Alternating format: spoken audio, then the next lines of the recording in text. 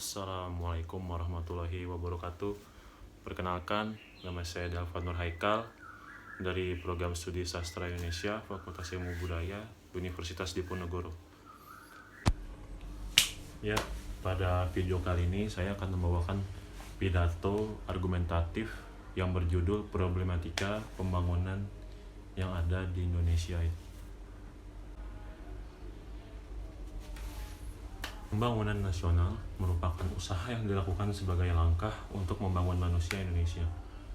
Hal ini mengandung arti bahwa setiap kebijakan yang akan diambil yang berkaitan dengan pembangunan harus tertuju pada pembangunan yang merata di seluruh wilayah Indonesia dan diselenggarakan untuk kepentingan masyarakat agar hasil pembangunan tersebut benar-benar dapat dirasakan oleh masyarakat sehingga pada akhirnya dapat berdampak terhadap perbaikan dan peningkatan taraf hidup masyarakat Indonesia.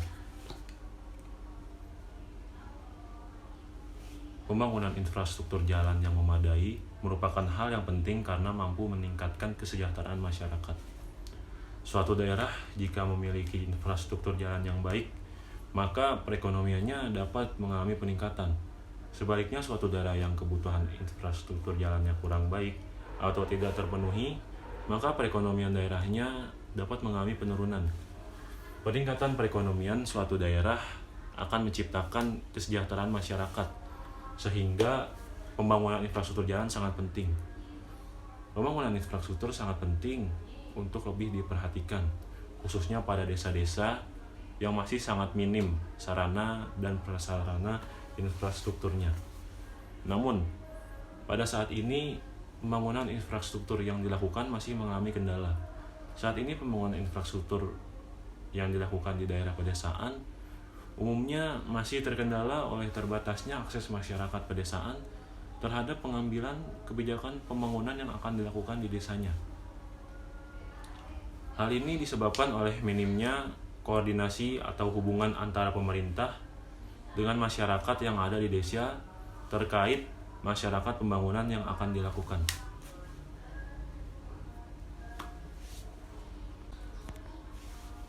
Hal ini disebabkan oleh minimnya koordinasi atau hubungan antara pemerintah dengan masyarakat yang ada di desa terkait masalah pembangunan yang akan dilakukan. Pemerintah terlihat hanya menjadikan desa sebagai objek pembangunan, sehingga yang terjadi di desa dipaksa untuk menerima program pembangunan dari pemerintah tanpa melihat pembangunan apa yang sesungguhnya dibutuhkan desa tersebut. Permasalahan tersebut menjadikan masyarakat kemudian menganggap pembangunan-pembangunan yang telah dilakukan pada desa mereka hanya sebatas hadiah yang diberikan pemerintah dan bukanlah kebutuhan yang sebenarnya diperlukan oleh masyarakat. Dengan kondisi seperti ini, menyebabkan infrastruktur yang telah terbangun tadi fungsinya menjadi tidak tepat sasaran, tidak tepat guna, dan tidak tepat waktu. Pada akhirnya infrastruktur yang telah terbangun tadi tidak dapat terselesaikan permasalahan yang ada. Ketika keadaan infrastruktur pada suatu negara lemah, maka itu berarti perekonomian di negara itu berjalan secara tidak efisien, bisa dikatakan seperti itu. Besarnya biaya-biaya yang terbilang sangat tinggi bisa berujung pada perusahaan dan bisnis yang kekurangan daya saing dikarenakan biaya tersebut. Dengan munculnya ketidakadilan sosial, misalnya, juga bisa menjadi salah satunya. Pastinya sulit bagi sebagian penduduk untuk berkunjung ke fasilitas kesehatan ataupun susahnya anak-anak pergi ke sekolah karena perjalanan terlalu susah dan terbilang cukup mahal. Menurut data yang diterbitkan oleh sumber terpercaya, dari total pengeluaran perusahaan di Indonesia, sekitar 17% diserap oleh biaya logistik. Padahal dalam ekonomi negara-negara tetangga, angka ini hanya di bawah 10% yang seharusnya. Jadi bisa dibilang infrastruktur yang kurang memadai juga mempengaruhi daya investasi di negara Indonesia. Investor asing penuh kekhawatiran untuk berinvestasi pada negara Indonesia. Fisik yang kualitasnya kurang baik juga dapat menyebabkan masalah yang lebih buruk lagi.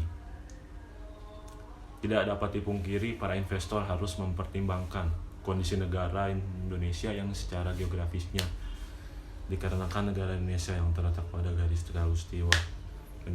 Dikarenakan negara Indonesia yang terletak pada garis khatulistiwa menjadi penyebab wilayah berada di daerah area curah hujan tropis berat, dan juga ditambah lokasi negara Indonesia terletak pada cincin api Pasifik yang membuat negara Indonesia mudah dan rentan sekali dengan munculnya bencana alam. Hal tersebutlah yang dapat menjadi salah satu gangguan besar dalam arus barang dan jasanya.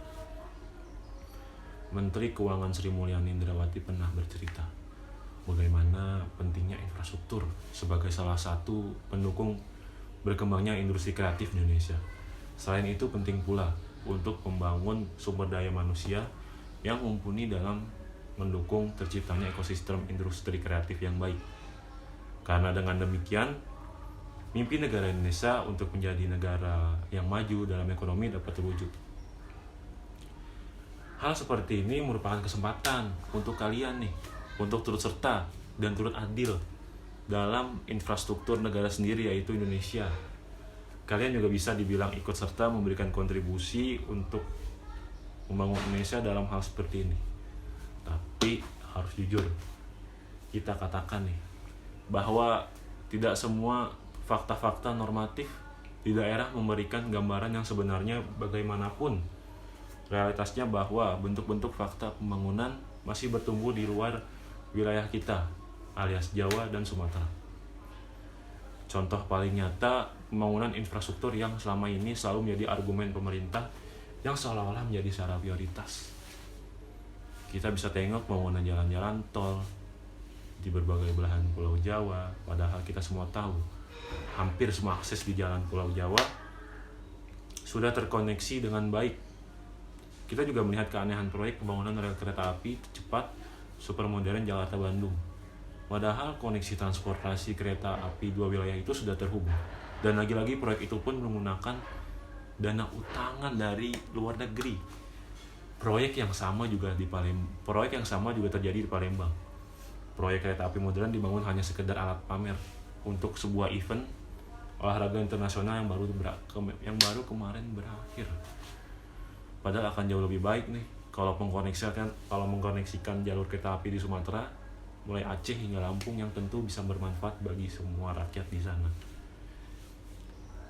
Jadi kalau bicara soal keberhasilan pembangunan infrastruktur pemerintah, nggak salah kita di daerah bertanya, apakah kita di sini ikut merasakan keberhasilan tersebut? Apakah kita di sini bukan bagian dari negeri ini yang seharusnya juga merasakan manfaat dari kue pembangunan? Sekian pidato dari saya. Wassalamualaikum warahmatullahi wabarakatuh. Salam dari Binjai.